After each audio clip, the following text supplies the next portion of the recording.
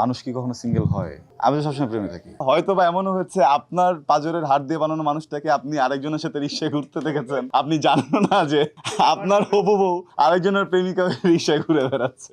যে আমাদের দুজনের অ্যাক্টিং স্টাইলও চেঞ্জ হয়ে গেছে। সো এত ফাস্ট স্ক্রলিং এর ভিতরে আবার নতুন করে সবকিছু গোছানো টোছানো খুবই ডিফিকাল্ট। আমরা আসলে কখনোই ভালো বন্ধু ছিলাম না। আমি মুখোশধারী মানুষ না। আমি আসলে ধরেন সস্তা কথা বলতে খুব কম পছন্দ করি। মানুষ কি কখনো সিঙ্গেল হয়? মানুষ তো কখনোই সিঙ্গেল হয় না। মানুষ তো জন্ম থেকেই কখনো সিঙ্গেল না। আমার পাঁজরের একটা হাড় দিয়ে একজনকে বানানো আছে। পৃথিবীতে আমার প্রিয়তম এক্সিস্ট করছে। আমি চিনিই না তাকে, আমি জানিই না তাকে। আমি কিভাবে সিঙ্গেল হব? এখন বলতে পারেন আরশ খান কি ম্যারিড? নাকি আরশ খান ম্যারিড না?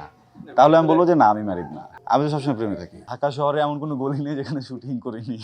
সব মানুষকে দেখেছি। আমি শিওর আমার এই পাঁজরের হাড় দিয়ে যাকে বানানো হচ্ছে আমি তাকে দেখেছি।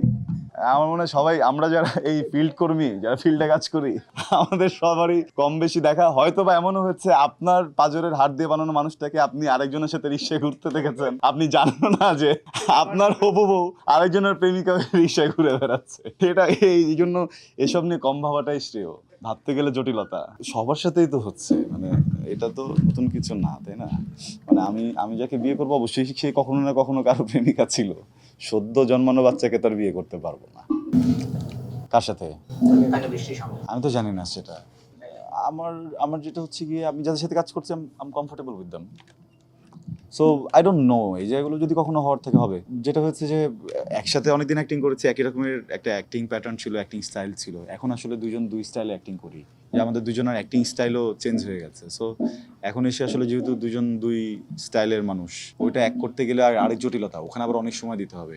এখন দর্শকের হাতে তো ফোন থাকে, অলওয়েজ স্ক্রলের ভিতর থাকতে হয়, তাই না? সো এত ফাস্ট স্ক্রলিং এর ভিতরে আবার নতুন করে সবকিছু গোছানো টোছানো খুবই ডিফিকাল্ট।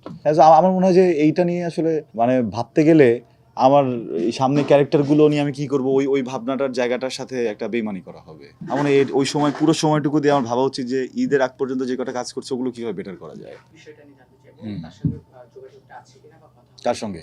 তাদের বিষয়গুলো কথা হয় কিনা। খুব ভালো বন্ধু ছিলেন আমরা দেখেছি আপনারা। আমরা না না না না, আমরা আসলে কখনোই ভালো বন্ধু ছিলাম না। আমরা কখনোই ভালো বন্ধু ছিলাম না। আমি আসলে ধরেন সস্তা কথা বলতে খুব কম পছন্দ করি। হয়তোবা সবাই কম পছন্দ করে।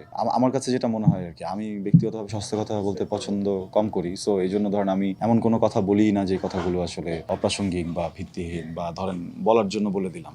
মানে আপনাকে যদি আমার ভালো না লাগে আমি আপনাকে কখনোই বলবো না যে আরে ভাই আপনাকে দেখে খুব ভালো লেগেছে। I am not that kind of person. আমার আসলে আমি মুখোশধারী মানুষ না। এই জন্য আমার মনে হয় যে এই ধরনের টপিকগুলো নিয়ে কথাটা না বললেই ভালো। আমি কমফোর্টেবল ফিল করি।